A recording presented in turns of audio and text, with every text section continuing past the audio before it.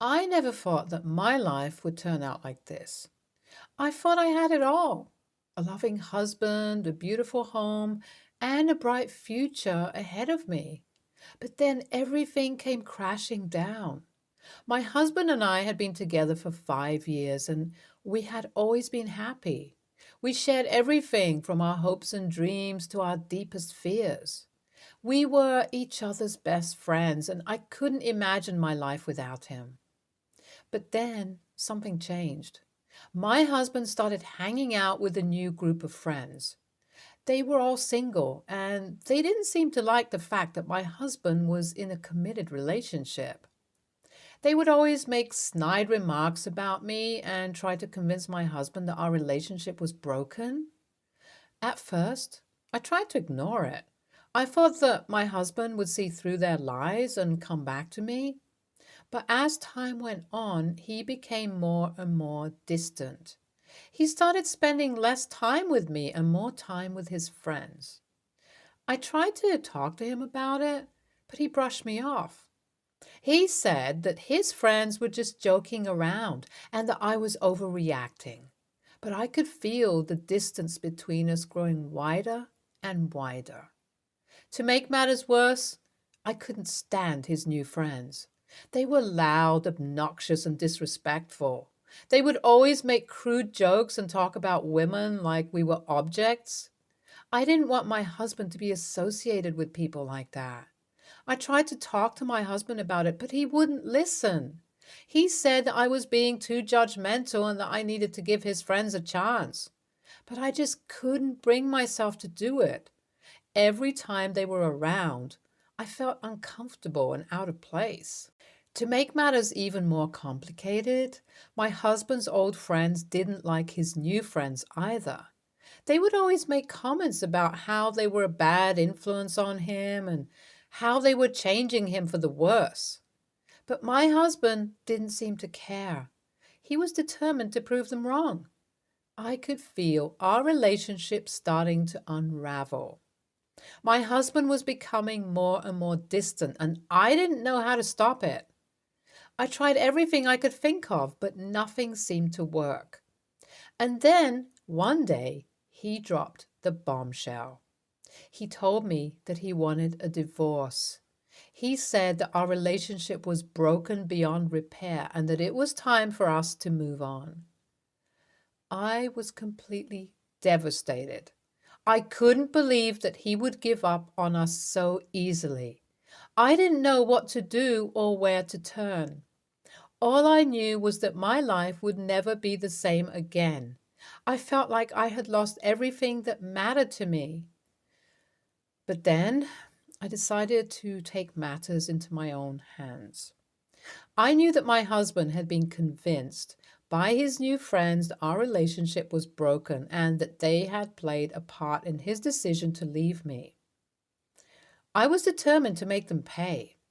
I started gathering evidence of their influence over him. I recorded their conversations and took screenshots of their text messages. I wanted to prove that they had manipulated him into leaving me and that they had played a role in destroying our relationship. As I gathered more evidence against my husband and his new friends, I stumbled upon something even more shocking. I found out through his laptop that he had been making huge bets with his new friends behind my back. He had been betting thousands of dollars on sports games and other events, and he had been using our joint savings account to fund his gambling habit. I was furious. Not only had he left me for his new friend's influence, but he had also been gambling away our future together. I knew that I had to take him to court and make sure that he was held accountable for his actions. With the new evidence, the court case became even more intense. I fought tooth and nail to make sure that I got everything that was rightfully mine. I didn't want to leave anything up to chance. I wanted to make sure that my husband paid for his betrayal. In the end, my efforts paid off. The court ruled in my favor, and I was able to take everything from my husband. He was left with nothing. No money, no home, no friends. He was completely alone and had no one to turn to for support. His new friends, who had convinced him to leave me in the first place, had abandoned him when he needed them the most. I found out later that they had been using him for his money and connections. They had never really cared about him as a person. He was simply a means to an end for them. When he lost everything in the divorce, they had no reason to associate with him anymore.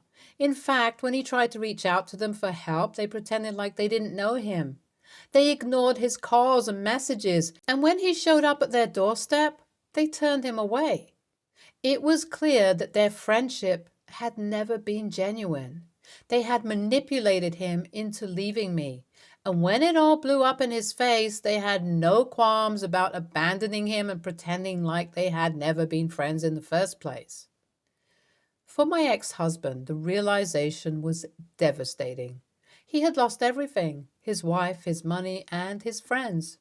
It was a harsh lesson, but one that he had brought upon himself. As time went on, my ex-husband's attempts to reach out to his old friends became more frequent.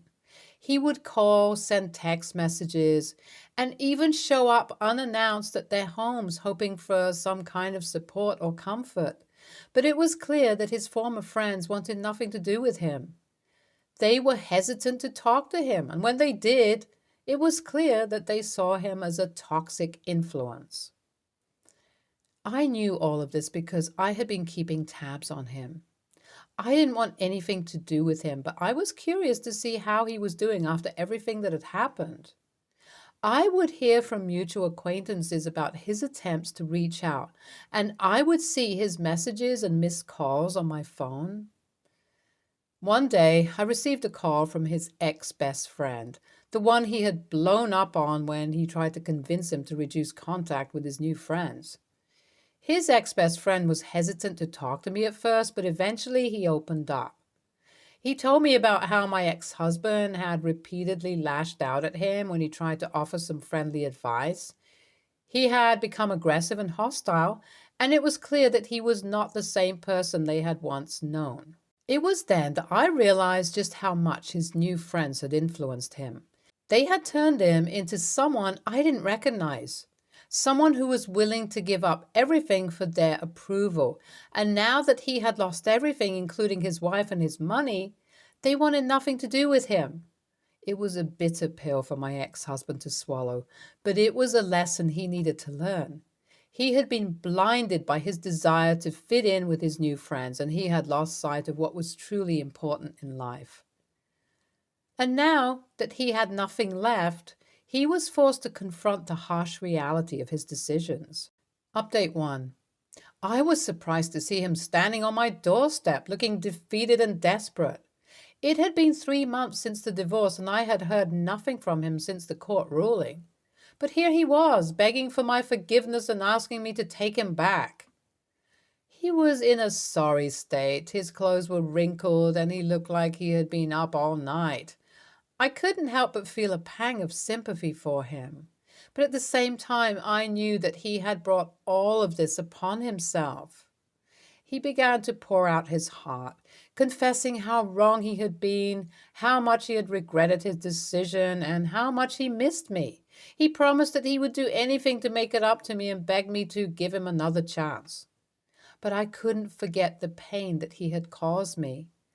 I couldn't forget the betrayal, the lies, and the heartache. I couldn't forget that he had thrown away everything we had built together for a group of friends who had used him and left him with nothing. So I told him that it was too late. I told him that I had moved on and that he needed to do the same. I told him that he needed to learn from his mistakes and start over without me. He didn't take it well. He began to plead with me, promising to change, to make it up with me, to do whatever it takes. But I stood my ground. I refused to let him back into my life, knowing that it would only lead to more heartache. In the end, I told him to go have fun with the friends he had left me for. I had no interest in being with someone who was so easily swayed by the opinions of others. As he walked away, defeated and broken, I couldn't help but feel a twinge of sadness. But at the same time, I knew that it was the right decision. He had brought all of this upon himself and he needed to learn from his mistakes. NTA. He's a pathetic and weak man who couldn't stand up for himself. He let his new friends manipulate him into leaving his wife, and now he's paying the price for his foolishness. I don't know, taking everything from her ex-husband was unnecessary and cruel. She should have just moved on with her life and let him suffer the consequences of his own actions. He's a fool who made a series of bad decisions that led to his downfall. He deserved to lose everything because he put his trust in the wrong people and ignored the warning signs. NTA, OP, and his old friends tried to advise him multiple times. OP deserved to get everything. He would have just gambled everything away. Next story. I just want to preface this by saying that I, male, 42, appreciate the work of educators. This isn't intended to be a shot at them. My son, 13, male, is a good kid who follows the rules, does his homework, and generally does well in school. He's also very pragmatic and doesn't take kindly to authority figures who try to shame or bully him. So, on to the incident at hand. About a month ago, my son was assigned a project in one of his classes. The assignment was to interview 3 people in different professions and discuss the commonalities they share and the differences between the various jobs. It was an assignment I thought was a great opportunity for my son to explore his talents and options for his future. My son interviewed 3 people for his project: our garbage collector, our neighbor who works in finance, and his aunt who does business consulting. My son then crafted a report about his project, noting the differences and similarities between the 3 professions. However, when my son presented his project to his class, the teacher made some inappropriate remarks about his choice of interviewees, saying that a trash collector is not an appropriate profession to compare against finance and business consulting. Do you want to end up as a trash collector? She asked my son. Of course, this embarrassed him and made his class laugh. I was not pleased. So I set up a meeting with the principal and the teacher, and I told her exactly how I felt. I told her that my son should have the freedom to explore whatever avenues he wants to explore. The principal said she understood, but education and trash collection do not exactly go hand in hand. The teacher just smiled in a "we both know I'm right" kind of way. I lost it, telling her that she needs to create a more open and accepting environment for students, and that if she wants to make her school a better place, she needs to stop shunning certain careers. Here's where I may have gone wrong. I told the teacher that she needs to reconsider her role as an educator if she's going to think so narrow-mindedly. I know it's not my place to tell an educator to reconsider her role. At the same time, though, I don't think it's right for a teacher to discourage a student from exploring their own potential roles in life. So AITA? I want my son to be successful and happy. But was this remark about the teacher going too far? NTA, your comment was minor in comparison and doesn't swing it to an ESH in my view. What gets me, though, is what was the actual value of this assignment? If this compare-contrast exercise is to help the kids work out what kind of career they'd like, this is a really ineffective or at least inefficient way to go about it. I could get it as a way to understand or help children understand the value and experience of a different array of jobs and experiences in society. Yet the teacher is acting like this is a substitution for careers advice, which it blatantly isn't. NTA. I, 36 male, was told by my father more times than I can count that I was going to be a loser, worthless, and that I'd end up a garbage man. It stuck with me my whole life, and it's affected many decisions I've made. These decisions ended up with me in rehabs and hospitals over the stress of being someone important. I've now been sober 3 years as of Christmas Eve and have given up trying to impress anyone with what job I have. Hell, A garbage man may be the right call. I wish I would have had someone stand up against that. Next story. So I, 18 male, came back home from college for the holidays. Yesterday, my parents hosted a family dinner with all my aunts, uncles, grandparents, and cousins. So the issue started when dinner was served. I got my food and sat down at the table. The way the tables were laid out was that the table in the dining room was for the adults and the table in the kitchen was for the kids. I obviously sat at the adult table. Then one of my aunts came up behind me and barked, "What do you think you're doing?" I responded, confused, with, "Eating my food." She then said, "You're not allowed to sit here. Get to the kids' table right now."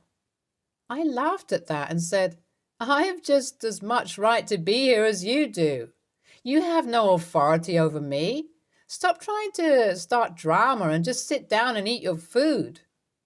She then burst into a rant, and I just rolled my eyes and ignored her and continued eating my food while talking to my parents and other relatives.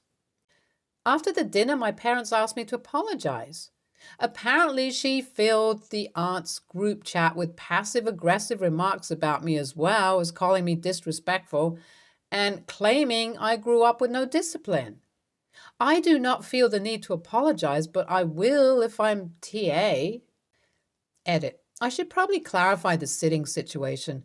I set the table specifically so there was enough for all of the adults and all of the kids, with seats to spare in case people decide to move around.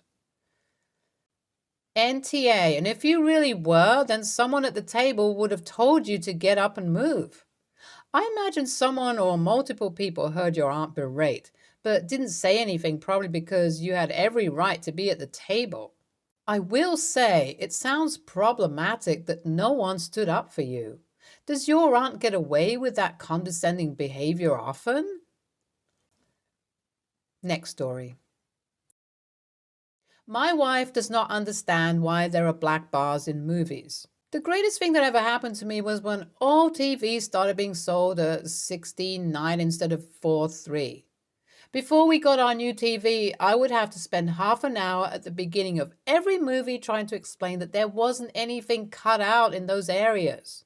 That if the movie was going to fill out the TV screen, then we would actually lose out on the stuff happening on the left and right sides of the movie every single time. So we got together yesterday with a bunch of her teacher friends. The TV was on in the background and someone was out on The Hateful Eight. It was filmed in a super wide aspect. So even on the TVs we have now, there is still a black stripe, top and bottom. My wife noticed and started complaining about why they were cutting off the top and bottom of movies again. All of her friends started trying to explain it to her. One of them finally got out some construction paper and cut out the shape of films and screens and got her to understand. When we got home, she was pissed at me for not explaining it to her and letting her look like an idiot. I asked her if she remembered that she used to always complain and all the times I explained it to her. I literally had to go out and get cardboard and cover the sides of the TV like I used to before to get her to remember. She's still mad at me, but I'm not sure what else I could have done. I thought I would never have to deal with this problem ever again. AITA? NTA. My mother does this and she always has. It's not an age thing. I have come to realize that the real issue is not that she doesn't understand after multiple explanations on whatever the reoccurring issue is. It's that she doesn't want it to be that way, and that's just her way of complaining. Instead of explaining for the millionth time, I just say, "Sorry that bothers you," and move on. Stay tuned for more stories from our girl relationships.